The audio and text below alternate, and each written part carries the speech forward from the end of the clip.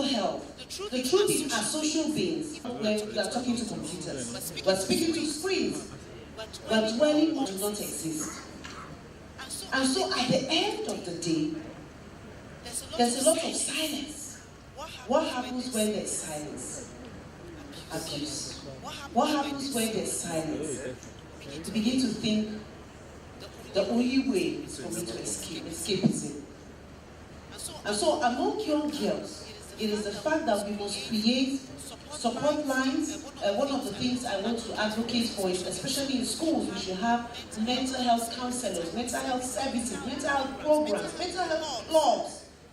Let the awareness, let the campaigns be there. Because let the awareness, let the campaigns be there. Because sometimes they think it's just me. This situation is peculiar to me. They don't even understand that, it's actually a problem that can happen, just like Professor Tai was talking about.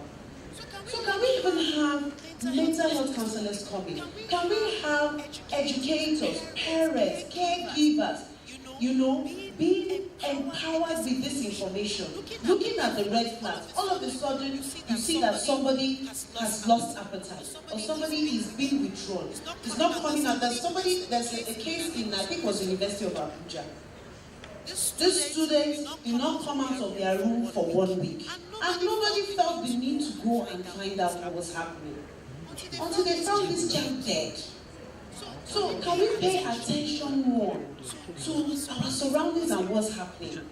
Now we're all living, we don't know our neighbors, we don't, nobody cares, we're just in the whole rat race. And just like our mother was talking about earlier on, empathy, giving people room to speak up, having lines, support groups, having lines available where our young girls can call. And trust is very important. That's why I said mental health counseling. In adolescents especially, trust is a big deal. The fact that they'll be able to speak to you, and sometimes they tell you, don't tell my parents. I don't want them to know. You go back to parents again. The connections that must be made. I'd like to cut you here, babe. Join me in appreciating Dr. with a round of applause. While listening to you, you had spoken about raising men to care for women. And I was surprised the hall was just silent. Nobody appreciated that. But it is a great point I took away from your presentation. Please, let's appreciate that. We need to raise men who care for women. You've spoken around empowerment, having adults to listen. You talked about confidence, support programs, and especially speaking out. I hope this is making sense to someone here.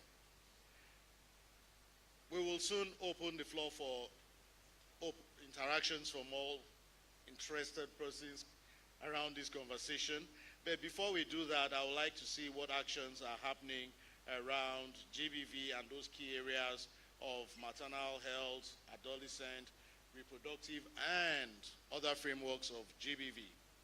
Dr. Emma, you are a seasoned social psychiatrist. Yes. Awesome.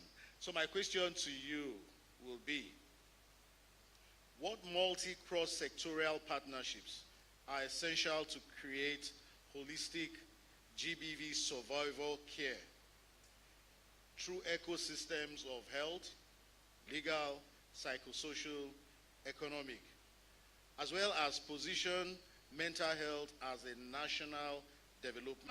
Informed care to the community there, and it was done in collaboration with the state government, who helped with the funding and all the other logistics, and they came with their professionalism, and it really created an impact. Unfortunately, in Nigeria, we don't have very strong collaborations. We have conversations, but they hardly transcend into actions. And when they do transcend into actions, they're actually not very well-informed actions. I'll give an instance. Sorry, I'm not going to be very politically correct. We just said now that a woman, that men should take care of women. And it was meant to be like a generally accepted thing, but that's very discomforting. Women should take care of women. I can take care of myself, and that's what we're trying to teach women. We're trying to make sure that women understand that you don't need someone to nurture you. You're the best nurturer of yourself. And you can make choices, and you have a voice, and you can learn to express that voice. Another thing, when we're doing very integrative collaboration, which the MD talked about, like he talked about it. He said, tax sharing, Prof talked about it. But he was saying that if you're doing tax sharing, make sure that it's informed. Make sure that somebody that understands mental health is the one in charge. For instance, the mind is not so fragile. And people are very different. So sometimes when you're leaving a place and you're talking about empathy, you have to understand empathy. And in collaborative action, we're talking about compassionate empathy. But you have to understand that people are very different. You can imagine me pregnant, sitting somewhere, and somebody wants to rub my back. I'll feel very uncomfortable. So what we're saying is that we need more informed ways of doing it. People that are going to read about mental health and read all those psychiatric textbooks is not a thing of like a joke. It's something that they decide to do. And then we also need to make sure that mental health is not so distant. It's holistic. It's embedded. There is no health without mental health.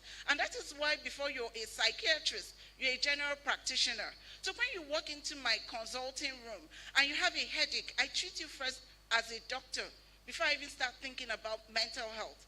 So the same way in all our services, it's not something that when we're saying mental health, it's so distant. No, it is very incorporated. For instance, I could say all the things I said here because to a level, I have psychological safety. So when I'm talking now, nobody is saying, oh, why did she say this? And that's because of psychological safety. So when you go into institutions, facilities, and there is psychological safety there, it's already a way of making mental health very collaborative, very integrative, and very actionable. Thank you for listening. Thank you very much, Dr. Onyema. I saw the passion emitting in your voice.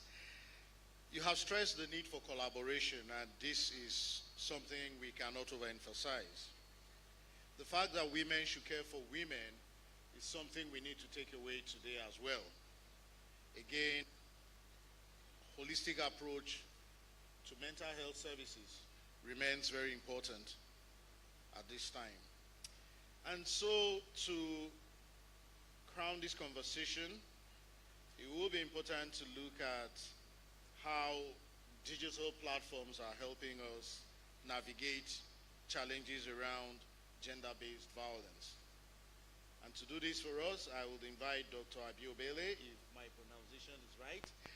Please give her a round of applause as she speaks on how digital platforms and peer-led models expand access to mental health support for vulnerable populations. Doctor. Yes, please. Good afternoon, everyone. So it's quite interesting to know that digitalization itself has brought a lot of reforms and awareness, but it's also a very important tool that can be used and abused. Now, especially for miscommunication and misinformation, the right thing is putting the right information and ensuring that it actually gets to the people who actually need that information. I can start a story now in this room, and I can start with our VIP seated here, and I say something to him, and I ask him to pass the information all around the room. Do you notice as it gets to one particular point, it gets modified, and that in each context is important. When actually bringing up issues that have to do with mental health, having the right people start that conversation, having the right people explain that conversation is very important. Because we know that sometimes people will say something happened in a particular location, and you see a vast array of interpretation of that particular context itself. When the earlier speaker who was talking about cyberbullying, especially for young persons, a lot of times you find young children, maybe a laptop or an iPad, and is accessing XYZ. But at the same time, how conditioned is that child to ensure that getting is limited to what you want them to have? Now, the second thing we need to also look at is how do we take these social platforms and begin to raise awareness for them? Because a lot of persons are online. A lot of persons are having access to it. A a lot of people are digesting the information you pass out. So I think, let me give you a typical example. During COVID-19, there was this thing that was going around that said bathe with water and... Exactly. You see, I didn't say it, but we all saw it. And we saw people doing, after that incident, what happened? A lot of people did what? That's just the technology can be framed. Now, one other important thing is putting the information in the right language. Putting the context itself. If I want to engage with a child as a mental health practitioner, I know what to do because I've been trained to. But if I ask you, okay, so I'll give this typical example.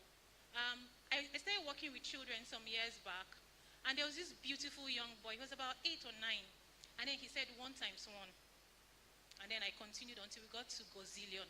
And then I was praying, God, please let this child not go past gazillion. Because I didn't know what to say anymore. And then he looked at me and he said, I can work with you. And then I said, interesting.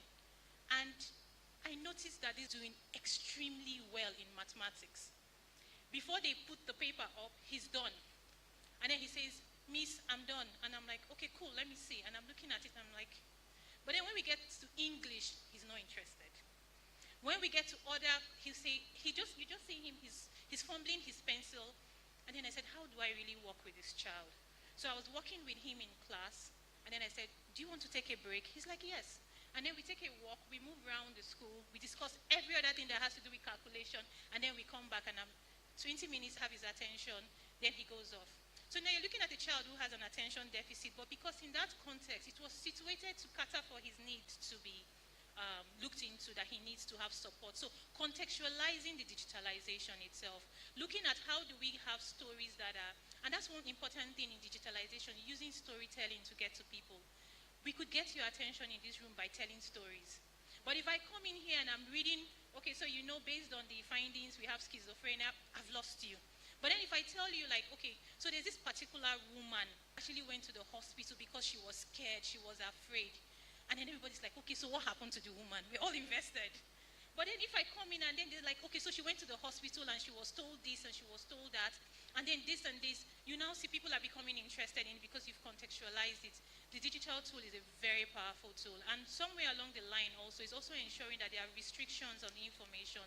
Not that you're actually curtailing information, but you're actually ensuring that the right information gets to the right sets of persons. But please don't bathe with soap, water and salt, though. It's not good. Thank you very much. Please, a round of applause, Doctor. At the core of your message is, how are we telling the stories? How are we contextualizing our experiences? So on this note, I will recall that in Professor Taiwo's address, he did speak about mental illness different from mental distress. Yes. We need to emphasize that a great deal. And he has said that about 60% of Nigerians are experiencing mental, for those who listen, mental distress. So, mental distress remains heavily stigmatized, frequently dismissed, denied, or attributed as spiritual causes, creating a culture of misunderstanding that continues to silence those who are in need. Even as Nigerians face a growing mental health crisis, how to open the space for conversation around what we have heard today from our panelists and indeed the keynote address. The mic will go around for you to have your voice heard, and please don't hold on to the mic for a long time. Go straight there. Your thoughts, please. If you have anything to share, indicate by putting up your hand. Tell us your name,